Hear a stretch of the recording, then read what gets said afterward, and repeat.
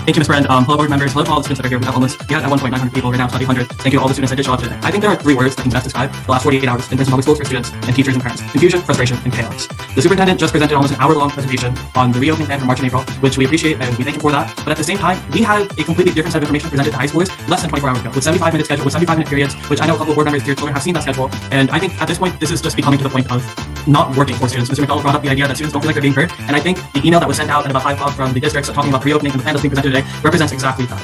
Yesterday, when the administration at Princeton High School presented that 75-minute period, 75-minute periods later start times, the student body showed up and we said this is not a good idea. We don't support this and we want to have a voice. And you see it at the table at the schedule we've decided going forward.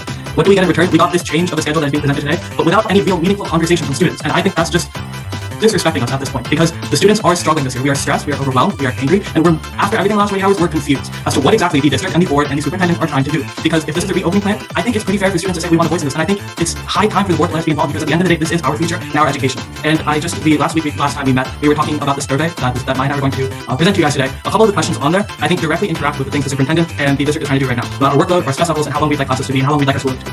I think the first number, which the board and the adults in this Zoom should think about, is that 85% of students, of the 645 PHS students that have responded to the survey, have said they have felt overly stressed in the last month due to school. 85% of students. I think that points out that right now, the way we're doing school, with Zoom and everything, is stressing students out. Adding more instructional time, be it an hour-long class at the end of every day or 15 minutes every period, is not going to help that. And indeed, the survey says exactly that. Right now, about 72% of students say that the times for Zoom right now are just right. 29% say too much, 29% say too much, and about 1%, just 1% are saying that we don't have enough time on Zooms. And I think that again points out the fact that we don't need more time in school. We need more time to ourselves, more time to do work. And I really urge all of you to listen to us. The 800 people that showed up here today, a lot of them are students. This happened in the last 24 hours. We found out what was going on. Maya and I, as student council, we spread the word. We sent that letter to you yesterday night, urging all of you to not take these actions, to sit down and listen to students. And again, we're both requesting that you do the same, that you don't move forward with any of these proposals for April. You take it back to a committee with students, with teachers, with members of the community, and we can work together and create a real schedule. Because right now what's happening isn't working. Students should be respected in this, and that's all that I'm going to urge all of you to do. I want to close out with a West Wing quote. It's one of my favorite shows. It's called "Decisions are made by those that show up." The student body has showed up. So now we ask you to let us help you make decisions, because at the end of the day, this is affecting our mental health and our stress levels. Thank you.